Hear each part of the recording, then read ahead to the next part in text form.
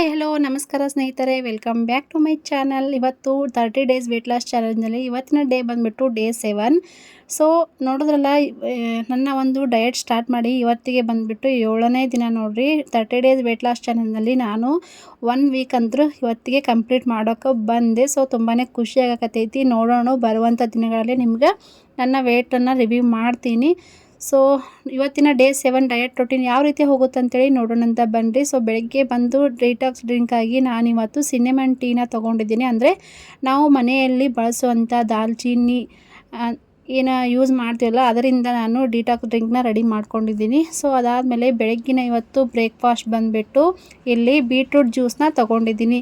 Beetroot ಜ್ಯೂಸನ್ನ ನಾವು ನಮ್ಮ ಒಂದು ಡಯಟಲ್ಲಿ ತೊಗೊಳೋದ್ರಿಂದ ಡಯಟ್ ಮಾಡೋರು ಅಷ್ಟೇ ಅಲ್ಲ, ಬೇರೆಯವರು ತೊಗೋಬೋದು. ಇದನ್ನು ಗರ್ಭಿಣಿಯವರಂತೂ ಕಂಪಲ್ಸರಿ ತೊಗೊಂಡ್ರೆ ಭಾಳನೇ ಒಳ್ಳೆಯದು. ಯಾಕಂದರೆ ಗರ್ಭಿಣಿಯರಿಗೆ ಐರನ್ ಟ್ಯಾಬ್ಲೆಟ್ನ ಕೊಡ್ತಾರೆ ನೋಡಿರಿ.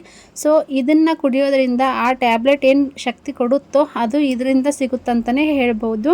ಇದರಲ್ಲಿ ಬೀಟ್ರೂಟ್ನಲ್ಲಿ ವಿಟಮಿನ್ ಎ ಮತ್ತು ಸಿ ಹೆಚ್ಚಾಗಿರೋದ್ರಿಂದ ರೋಗ ನಿರೋಧಕ ಶಕ್ತಿಯನ್ನು ಹೆಚ್ಚು ಮಾಡುತ್ತೆ. ನಮಗೆ ಯಾವುದೇ ಒಂದು ರೋಗ ಬರುವುದನ್ನು ಇದು ತಡೆ ಹಿಡಿಯುತ್ತಂತಲೇ ಹೇಳ್ಬೋದು. ಹಾಗೆಯೇ ಇದರಲ್ಲಿ ಡಯಟ್ರಿ ಫೈಬರ್ ಇರುವುದರಿಂದ ಇದು ಜಾಸ್ತಿ ಹಸಿವನ್ನು ಉಂಟು ಮಾಡೋದಿಲ್ಲ ಮತ್ತು ಜೀರ್ಣಕ್ರಿಯೆ ಕೂಡ ಶಕ್ತಿ ಕೊಡುತ್ತೆ. ಜೀರ್ಣಕ್ರಿಯೆಗೆ ತುಂಬಾ ಒಳ್ಳೆಯದು. ಇದು ಕ್ಯಾನ್ಸರ್ ವಿರುದ್ಧ ಹೋರಾಡುತ್ತಾ ಮತ್ತು ನಮಗೆ ಹೃದಯದ ಕಾಯಿಲೆ ಮತ್ತು ಇಲ್ಲಾಂತಂದರೆ ಹೈ ಬಿ ಪಿ ಇರೋರು ಕೂಡ ಇದನ್ನು ಕುಡಿಬಹುದು. ಸೊ ಹಲವಾರು ಇದರಿಂದ ಪ್ರಯೋಜನಗಳಾದವು. ಹಾಗೆಯೇ ನಿಮ್ಮ ಒಂದು ಸ್ಕಿನ್ ಗ್ಲೋ ಆಗೋ ಸಲುವಾಗೂ ಕೂಡ ಈ ಒಂದು ಬೀಟ್ರೂಟ್ ಜ್ಯೂಸನ್ನ ನಾವು ನಮ್ಮ ಒಂದು ಬೆಳಗ್ಗಿನ ಬ್ರೇಕ್ಫಾಸ್ಟ್ ಆಗಿ ತಗೊಳ್ಳೋದ್ರಿಂದ ಭಾಳನೇ ಉಪಯೋಗ ಆದಂತಲೇ ಹೇಳ್ಬೋದು. ನಾನಿಲ್ಲಿ ಇವತ್ತಿನ ಬೆಳಗ್ಗಿನ ಬ್ರೇಕ್ಫಾಸ್ಟ್ ಬಂದುಬಿಟ್ಟು ಬೀಟ್ರೂಟ್ ಜ್ಯೂಸನ್ನ ತೊಗೊಂಡಿದ್ದೀನಿ. ಇದ್ರ ಜೊತೆಗೆ ಒಂದು ಸ್ವಲ್ಪ ಕ್ಯಾರೆಟ್ನ ಹಾಕ್ಕೊಂಡಿದ್ದೆ. ಕ್ಯಾರೆಟ್ ಮತ್ತು ಬೀಟ್ರೂಟ್ನ ಮಿಕ್ಸ್ ಮಾಡಿಬಿಟ್ಟು ಇವತ್ತು ಬೆಳಗ್ಗಿನ ಒಂದು ಬ್ರೇಕ್ಫಾಸ್ಟ್ನ ಈ ಒಂದು ಜ್ಯೂಸ್ ಮುಖಾಂತರ ಕಂಪ್ಲೀಟ್ ಮಾಡಿದೆ. ಸೊ ಟೇಸ್ಟು ಒಗರೊಗರಾಗಿರುತ್ತೆ ಅಂತ ಅನ್ಕೋಬೋದು. ಇಲ್ಲ ಸ್ನೇಹಿತರೆ, ನಾನು ಕೂಡ ಮೊದಲೆಲ್ಲ ಹಾಗೇನೆ ಅನ್ಕೊತಿದ್ದೆ. ಟೇಸ್ಟ್ ಮಾತ್ರ ಸಖತ್ತಾಗಿರುತ್ತೆ.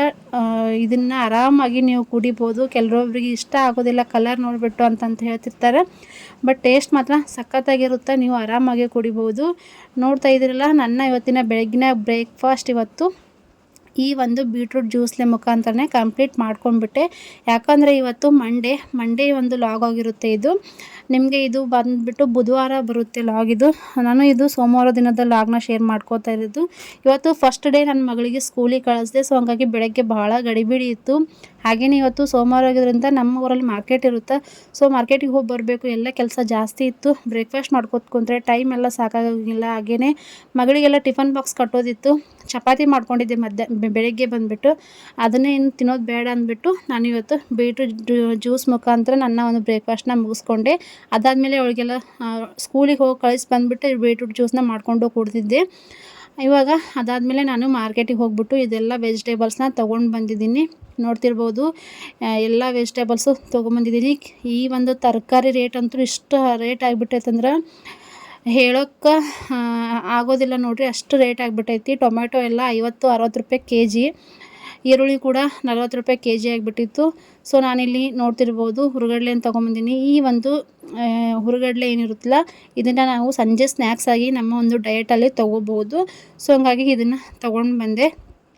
ಅದಾದಮೇಲೆ ಎಲ್ಲ ಥರ ವೆಜಿಟೇಬಲ್ಸ್ನ ತೊಗೊಂಬಂದಿದ್ದೀನಿ. ಸೋರೆಕಾಯಿ, ಕ್ಯಾಬೇಜು, ಬೀಟ್ರೂಟು ಮತ್ತು ಕ್ಯಾರೆಟು, ಕ್ಯಾಪ್ಸಿಕಮ್ಮು, ಚೌಳಿಕಾಯಿ ಮತ್ತು ರಾಜಗಿರಿ ಸೊಪ್ಪು, ಈರುಳ್ಳಿ, ಟೊಮೆಟೊ ಎಲ್ಲ ಥರ ಒಂದು ತರಕಾರಿನೂ ತೊಗೊಂಡು ಬಂದಿದ್ದೆ.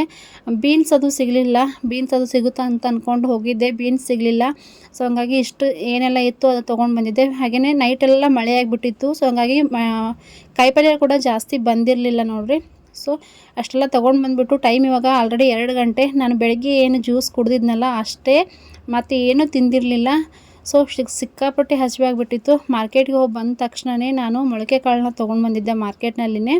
ಸೊ ಬಂದಮೇಲೆ ಇಲ್ಲಿ ಮೊಳಕೆ ಕಾಳಿನ ಪಲ್ಯ ಮಾಡ್ಕೊಂಡ್ಬಿಟ್ಟು ಚಪಾತಿನ ಮಾಡಿಕೊಂಡೆ. ಇಲ್ಲಿ ಚಪಾತಿ ನೋಡ್ಬೋದು, ನನ್ನ ಅಂಗೈ ಆಗಲ್ಲದಷ್ಟು ಚಪಾತಿನ ಮಾಡ್ಕೊಂಡ್ಬಿಟ್ಟಿದ್ದೆ. ಅದನ್ನು ನಾನು ಇವಾಗ ತೋರ್ಸಕತ್ತೀನಿ. ಇಷ್ಟು ಸೈಜಿಂದ 2 ಚಪಾತಿನ ನಾವು ಆರಾಮಾಗಿ ತೊಗೋಬೋದು. ಸೊ ಇವತ್ತಿನ ಮಧ್ಯಾಹ್ನದ ಊಟ ಬಂದುಬಿಟ್ಟು ನಾನಿಲ್ಲಿ ಮೊಳಕೆ ಕಾಳು ಪಲ್ಯ ಮತ್ತು ಅದ್ರ ಜೊತೆಗೆ ಸಲಾಡು ಮತ್ತು ಚಪಾತಿ, ಇಷ್ಟು ಇವತ್ತಿನ ಒಂದು ಊಟ ನೋಡಿರಿ. ಮಧ್ಯಾಹ್ನದ ಊಟ ಬಂದುಬಿಟ್ಟು ಇದು. ಹಾಗೆಯೇ ಇಲ್ಲಿ ಮೊಳಕೆ ಕಾಳು ಪಲ್ಯನ ಮಾಡಿದ್ದೆ. ಸೊ ಮಧ್ಯಾಹ್ನದ ಊಟ ಆದಮೇಲೆ ಯಜಮಾನರು ಹೇಳ್ತಾಯಿದ್ರು 2-3 ದಿನದಿಂದ ಚುರುಮುರಿ ಚೂಡ ನಮ್ಮ ಸೈಡೆಲ್ಲ ಉತ್ತರ ಕರ್ನಾಟಕ ಸೈಡೆಲ್ಲ ಕಂಪಲ್ಸರಿ ಬೇಕು ನೋಡಿರಿ. ಸೊ ಅದನ್ನು ಮಾಡಂತ ಹೇಳ್ತಾಯಿದ್ರು. ಹಂಗೆ ಮಾಡಿದ್ದೆ. ನೋಡಿಬಿಟ್ಟು ಜೀವ ತಡ್ಕೊಲಿಲ್ಲ, ತಿನ್ಬೇಕಂತ ಅನಿಸುತ್ತೆ. ನಮಗೂ ಒಂಥರ ಆಸೆ ಆಗುತ್ತಲ್ರಿ. ಎಷ್ಟೇ ನಾವು ಕಂಟ್ರೋಲ್ ಮಾಡ್ಕೋತೀವಿ ಅಂದ್ರೂ ಕೂಡ ತಿನ್ಬೇಕಂತ ಅನಿಸುತ್ತೆ. ಸೊ ನಮ್ಮ ಡಯಟ್ ಒಳಗೆ ನಾವು ಈವ್ನಿಂಗ್ ಸ್ನ್ಯಾಕ್ಸ್ ಆಗಿ ಚೂಡಾನ ತೊಗೋಬಹುದು. ಅದರ ಏನು ಪ್ರಾಬ್ಲಮ್ ಇಲ್ಲ. ಅದ್ರ ಜೊತೆ ನಾವು ಸಲಾಡ್ನ ಅಂದರೆ ಕ್ಯಾರೆಟು ಸೌತೆಕಾಯಿನ ತುರಿದ್ಬಿಟ್ಟು ಹಾಕೋಬಹುದು. ನಾನಿಲ್ಲಿ ಇವತ್ತು ಮೊಳಕೆ ಕಾಳು ಹಾಕಿಬಿಟ್ಟು ಚೂಡ ತಿನ್ನಕತ್ತೀನಿ. ಇದು ಕೂಡ ಒಂದು ಹೆಲ್ದಿ ಅಂತಲೇ ಹೇಳ್ಬೋದು. ಸೊ ಈವ್ನಿಂಗ್ ಚೂಡ ತಿಂತಿದ್ನಲ್ಲ. ಸೊ ಅದಾದಮೇಲೆ ನೈಟ್ ಡಿನ್ನರ್ ಬಂದುಬಿಟ್ಟು ಇಲ್ಲಿ ರಾಗಿ ಗಂಜಿನ ಮಾಡ್ಕೊಂಡಿದ್ದೀನಿ. ಇದಕ್ಕೆ ನಾನಿಲ್ಲಿ ಬೆಳ್ಳುಳ್ಳಿ ಮತ್ತು ಜೀರಿಗೆನ ಕುಟ್ಬಿಟ್ಟು ಹಾಕ್ಕೊಂಡಿದ್ದೀನಿ. ಸಖತ್ ಟೇಸ್ಟಿಯಾಗಿತ್ತು.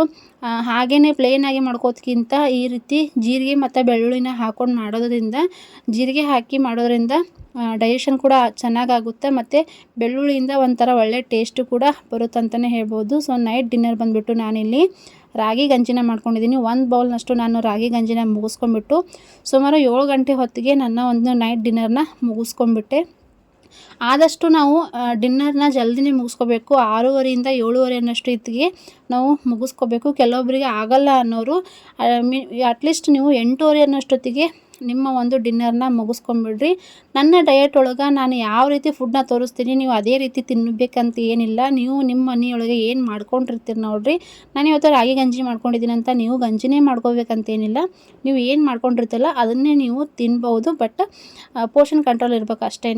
ಮಧ್ಯಾಹ್ನ ಹೆವಿಯಾಗಿತ್ತು ಅಂದರೆ ನೈಟ್ ಬಂದುಬಿಟ್ಟು ಡಿನ್ನರ್ನ ಸ್ವಲ್ಪ ಲೈಟಾಗಿ ತೊಗೋಬೇಕು. ಆದಷ್ಟು ಡಿನ್ನರ್ ಬಂದುಬಿಟ್ಟು ಲೈಟ್ ಫುಡ್ಡನ್ನು ತೊಗೊಳೋದ್ರಿಂದ ನಮ್ಮ ವೆಯ್ಟ್ ಲಾಸ್ ಅನ್ನೋದು ಬೇಗನೆ ಆಗುತ್ತಂತಲೇ ಹೇಳ್ಬೋದು ನೋಡಿರಿ. ಸೊ ನೋಡಿದ್ರಲ್ಲ ಡೇ 7 ಯಾವ ರೀತಿ ಹೋಯಿತು ನನ್ನ ಡಯಟ್ ಅಂದ್ಬಿಟ್ಟು. ಖಂಡಿತ ರಿಸಲ್ಟ್ ಒಳ್ಳೆಯದು ಬರುತ್ತಂತ ಅನ್ಕೋತೀನಿ. ನೋಡೋಣ ಅಂತ ಇನ್ನೊಂದು 2 ದಿನ ಬಿಟ್ಬಿಟ್ಟು ನನ್ನ ಒಂದು ವೇಟ್ ರಿವ್ಯೂನ ನಿಮ್ಮ ಜೊತೆ ಶೇರ್ ಮಾಡ್ಕೋತೀನಿ. ಸೊ ಇಷ್ಟಾಗಿತ್ತು ಡೇ 7 ರೊಟೀನ್. ಇಷ್ಟ ಆಗಿದ್ರೆ ಪ್ಲೀಸ್ ಲೈಕ್, ಶೇರ್, ಕಮೆಂಟ್ ಮಾಡಿ. ಮತ್ತೆ ಸಿಗ್ತೀನಿ. ಬಾಯ್.